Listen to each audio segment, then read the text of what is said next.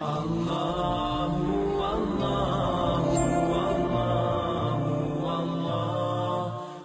sudah sering ditanya, apakah kedua orang tua meninggal, Rasulullah SAW meninggal dalam keadaan kafir? Kan sudah kita jelaskan, hadis riwayat Imam Muslim, hadis sahih. Ini bukan perkataan saya. Nabi SAW pernah datang ke sebuah wilayah namanya Rabwah, di sekitar dekat Mekah, 80 kilo kurang lebih dari Mekah.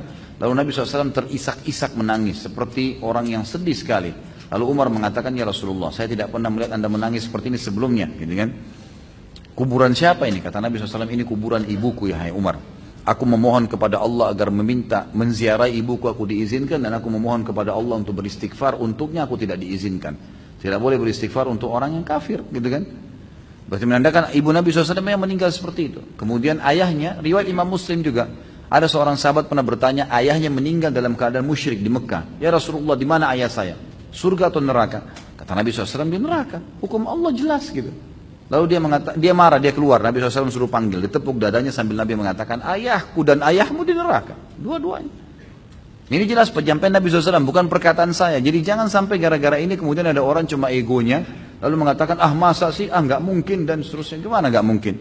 Hukum Allah kok itu, penyampaian Nabi SAW sendiri. Kalau kita menghormati Nabi SAW, kita harus menerima statement beliau. Kalau mau sedih, Nabi SAW lebih sedih mestinya, gitu kan? Tapi kita lebih mencintai Nabi SAW dari segalanya. Ini statement beliau. Dan kita kalau orang tuanya dalam keadaan Islam, tentu kita lebih junjung tinggi, kan gitu. Dan ada nabi-nabi sebelum Nabi Muhammad SAW seperti Ibrahim, ayahnya Azar meninggal dalam keadaan kafir. Nabi Nuh istrinya sama Nabi Lut juga istrinya, gitu kan. Jelas meninggal dalam keadaan kafir. Jadi tidak bisa dijadikan sebagai sebuah tolak ukur ego kita saja.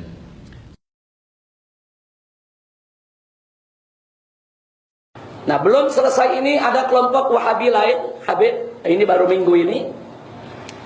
Sekarang ini dia sebarluaskan di YouTube, dia sebarluaskan di internet, di Facebook, di Twitter, lewat buku, koran, majalah, bahkan di televisi. Mereka punya televisi sekarang di Indonesia, kelompok-kelompok Wahabi ini.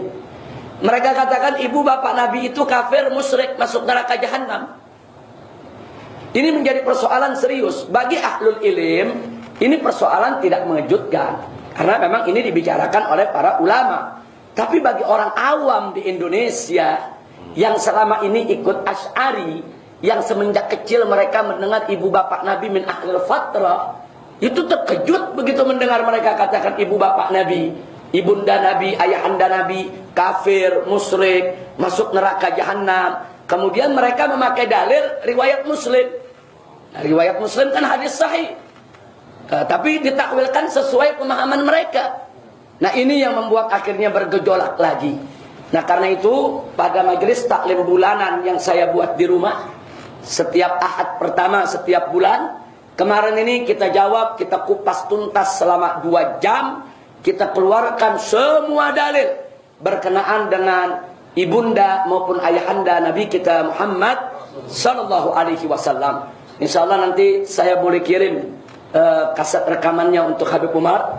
Nah, mungkin tidak malam ini, nanti akan saya kirimkan itu. Singkatnya, saya hanya ingin mengingatkan, ya memang As-Syaikh Albani dalam kitab Al-Ahaditsus Sahihah di mujallad yang pertama, pada saat membicarakan tentang riwayat Muslim, tentang Nabi mengatakan abuka wa abi finnar, maka Syekh Albani mengatakan bahwa memang ayah Nabi itu kafir, musyrik, masuk neraka. Kemudian Syekh Albani menukilkan, menisbahkan pendapat itu kepada Al-Imam An-Nawawi radhiyallahu ta'ala anhu. Nah, ini yang dijadikan dalil oleh kelompok Wahabiyah yang ada di Indonesia, dan ini yang digembar-gemborkan di atas mimbar, di televisi, di radio, di mana-mana tempat. Nah, kemudian yang ingin saya sampaikan di sini, mereka tidak membaca bagaimana Al-Imam Suyuti membuat sebuah kitab dengan judul Masalikul Hunafa fi Walidayil Mustafa.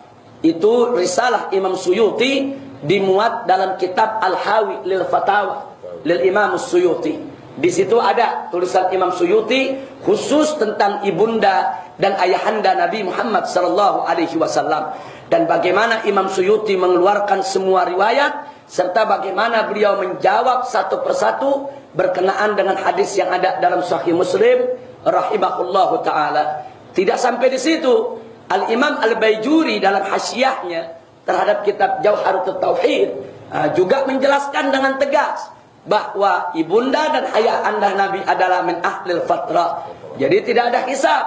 Jadi mereka tidak boleh disebut kafir, tidak boleh disebut musyrik. Mereka semua min ahlil fatrah, tidak ada hisab, dan mereka semua akan masuk dalam surganya Allah Subhanahu wa ta'ala. Nah, apa yang disampaikan oleh Imam Baijuri dalam Tuhfatul Murid fi syarah Jauharatul Tauhid, dan apa yang disampaikan oleh Imam Suyuti dalam kitab Al-Hawi lil Fatawa, ini yang menyebar di seluruh dunia Ahlus Sunnah wal Jamaah. Jadi semua Ahlus Sunnah dari kalangan habaib, di kalangan kiai, pondok pesantren, selama ini dari semenjak saya kecil, saya ngaji di taman-taman pendidikan Al-Quran, selalu Ustadz mengatakan ibu bapak Nabi min ahlil fatrah. Gak pernah kita dengar ada guru-guru kita mengatakan ibu bapak Nabi kafir, ibu bapak Nabi musyrik, ibu bapak Nabi masuk neraka jahanam. Nah, tapi di zaman sekarang ini, walaupun itu pendapat ada di pendapat ulama-ulama yang sebelumnya, tapi ini nggak pernah dijadikan sebagai bahan ceramah. Itu hanya kajian khusus, itu kajian ilmiah khusus di lingkungan tertentu. Nah, sekarang yang jadi persoalan, di zaman ada YouTube, di zaman ada Facebook, Twitter, ini menjadi konsumsi publik. Ini dibicarakan masyarakat luas, sampai orang-orang yang nggak punya ilmu ikut angkat bicara. Nah, ini yang akhirnya tadi yang Sayyidul Walid Al-Habib Umar mengatakan, akhirnya YouTube menjadi fitnah buat umat Islam. Nah, karena itu bulan kemarin kita coba jawab, kita rincikan satu persatu jawabnya. Insya Allah nanti jawaban itu yang lengkapnya akan saya kirimkan ke Habib Umar, sekaligus juga minta ditashih, minta ditambah juga, karena ini menjadi fitnah kalau dibiarkan. Nah, pada malam hari ini sedikit saja saya ingin sampaikan.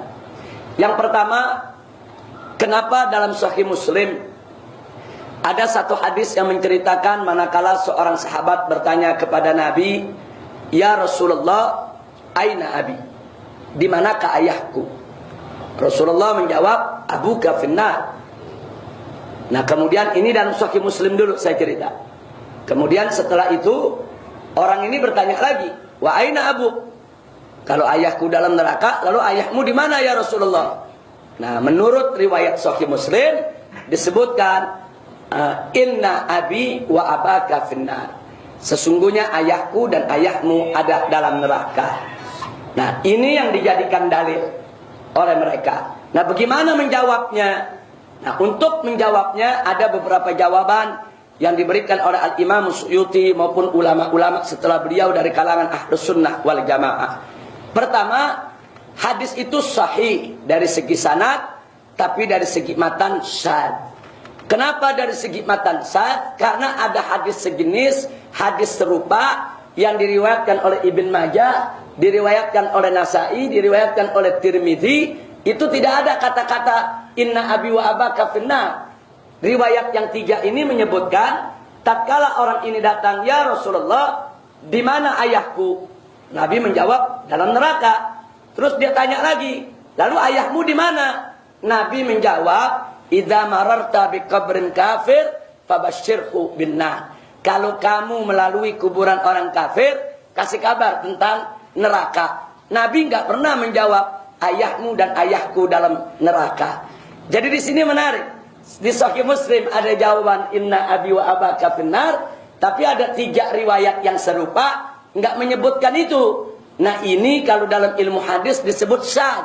Artinya syadz, kita lihat perawinya. Ternyata perawinya yang di dalam Sahih Muslim itu diriwayatkan oleh Hamad ibn Salamah. Sementara dalam riwayat yang lain yang serupa itu diriwayatkan oleh Ma'mar. Nah, di dalam ilmu hadis disebutkan bahwa Ma'mar ini adalah lebih aktar dabtan, aktar hifdzan daripada Hamad ibn Salamah. Nah, sehingga hadis tadi tidak kita katakan palsu. Kita tidak menuduh Imam Muslim dengan tuduhan yang tidak patut. Imam Muslim imam besar, imam Ahlus Sunnah wal Jamaah. Sahih Muslim menjadi rujukan kita semua. Tapi bukan berarti semua hadisnya 100%, yaitu harus kita terima bulat-bulat seperti itu. Tidak. Yang pertama, hadis ini tetap sahih, tapi kalau mau diartikan bahwa kalau mau diartikan tentang kata-kata ayahmu dan ayahku ada dalam neraka, maka hadis ini bertentangan dengan hadis-hadis lain yang sejalan, sehingga bisa dikatakan sahih. Itu pendapat pertama. Pendapat kedua mengatakan hadis ini bertentangan dengan ayat Al-Quran. Di dalam surat Al-Isra ayat 15, Allah subhanahu wa ta'ala berfirman, faqala ta'ala wa ma kunna mu'adzibina hatta nab'atha rasula. Tidak sekali kami itu mengadab, kata Allah, tidak sekali-kali kami mengadab suatu kaum sampai kami kirim seorang rasul. Ayat ini dijadikan dalil oleh ulama Ahlus Sunnah wal Jamaah, kalau satu kaum tidak sampai kepada mereka dakwah, tidak sampai kepada mereka dakwah para nabi-nabi yang manapun, maka mereka ini tidak akan pernah diazab oleh Allah, baik di dunia maupun di akhirat. Artinya tidak ada hisab. Dan ini berlaku bagi ahlul fatrah. Ahlul fatrah itu adalah mereka yang hidup di dalam masa kekosongan nubuah antara nabi yang satu dengan nabi yang lain. Jadi kalau umat jahiliyah antara Nabi Isa alaihissalam dengan Nabi Muhammad sallallahu alaihi wasallam, ini terjadi kekosongan nubuah. Ini disebut ahlul fatrah. Sehingga mereka yang hidup di zaman ahlul fatrah tidak akan diazab oleh Allah, karena Allah tidak mengirim kepada mereka seorang rasul atau seorang nabi pun. Nah, ini akidah Ahlus Sunnah wal Jamaah. Nah, sekarang bagaimana? Ayat Al-Quran mengatakan ada ahlul fatrah yang Allah tidak akan azab mereka. Ayah ibu Nabi min ahlul fatrah. Tidak ada satu rasul pun yang dikirim kepada ayah maupun ibu Nabi untuk yaitu mengajak kepada satu syariat. Karena itu hadis yang mengatakan ayah Nabi di dalam neraka jahanam bertentangan dengan ayat Al-Quranul Karim. Manakala ada hadis bertentangan dengan ayat Al-Quranul Karim, maka cuma ada dua jalan. Imma hadis tersebut ditakwilkan, atau hadis tersebut ditolak karena bertentangan dengan Al-Quran. Nah, ternyata ulama Ahlus Sunnah ngambil yang pertama, hadis tadi ditakwilkan, saudara. Apa takwilnya? Takwilnya, kata abun dalam bahasa Arab artinya tidak selalu ayah. Kadang-kadang digunakan untuk paman. Seperti cerita dalam Al-Quran tentang ayah Nabi Ibrahim alaihissalam. Nah, tentang Azar itu disebut li abiki. Tapi para ulama tafsir mengatakan itu bukan ayahnya, tapi pamannya. Ternyata paman dalam bahasa Arab boleh disebut ab. Jadi kalau Nabi mengatakan abuka ayahmu wa abi finnar, abi di sini pamanku. Ya, paman Nabi kan bisa Abu Lahab yang masuk neraka jahanam. Nah, jadi itu ditakwilkan. Kalau ditakwilkan, maka sejalan dengan ayat Al-Quran, hadis itu tetap sahih, tetap kita terima, dan muawwal ditakwilkan untuk tidak bertentangan dengan firman Allah subhanahu wa ta'ala. Itu yang kedua. Terus ada lagi yang ketiga, yang tidak kalah menariknya. Ada hadis lain tentang ibu Nabi.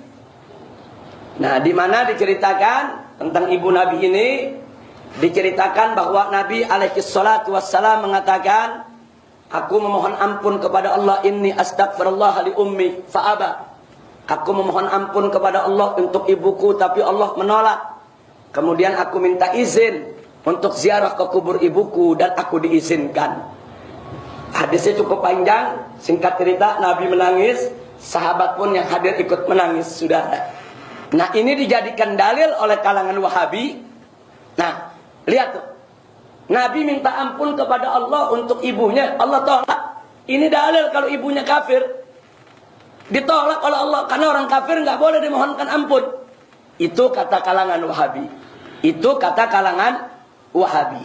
Nah, sekarang apa jawab dari Imam Suyuti maupun imam-imam yang lain berkenaan dengan hadis ini?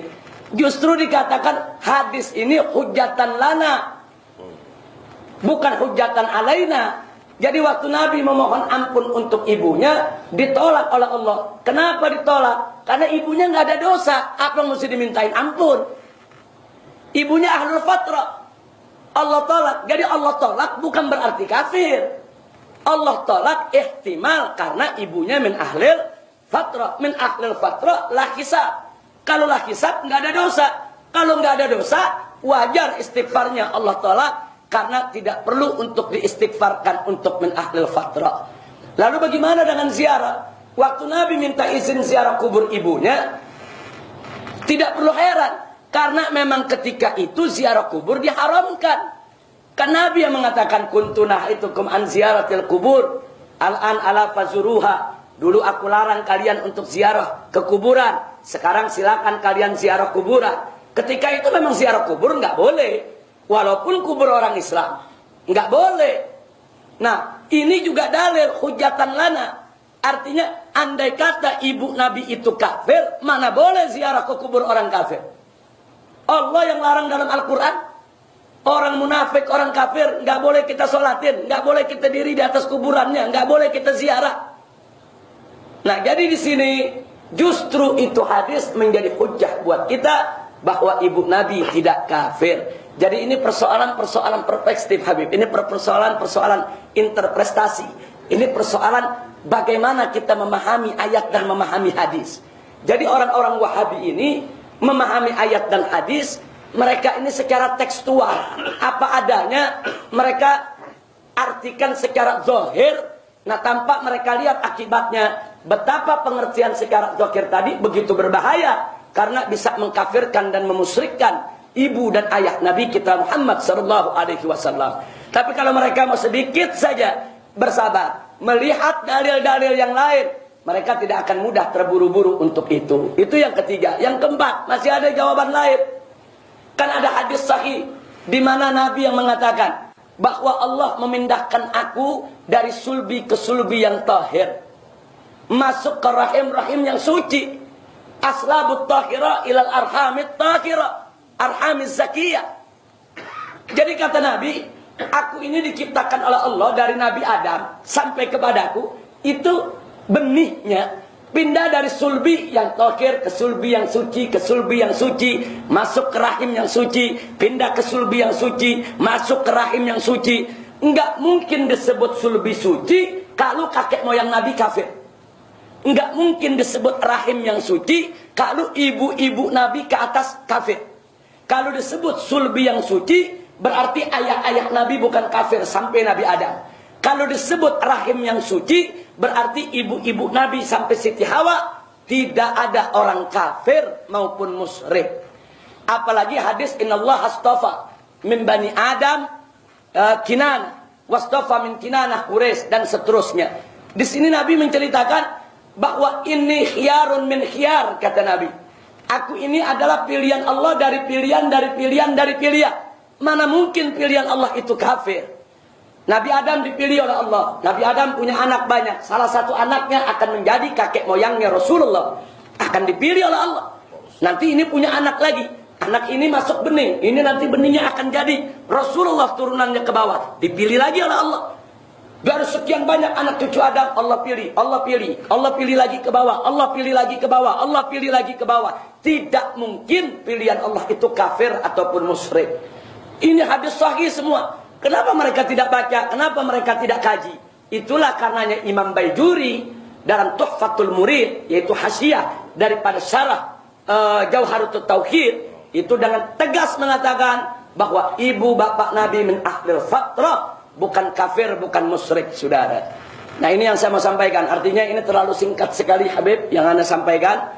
Tapi waktu kemarin Anda memang bawa, kita pakai infokus, kita keluarkan dalil-dalilnya. Semua boleh mencatat. Insya Allah nanti Anda kirimkan ke Habib Umar, yaitu kasetnya hadiah untuk Habib Umar. Bisa dilihat. Yang lain juga boleh kopi, silakan untuk lihat. Itu perlu 2 jam untuk menerangkan dalil ke dalil. Yang saya sampaikan sekarang hanya sedikit saja.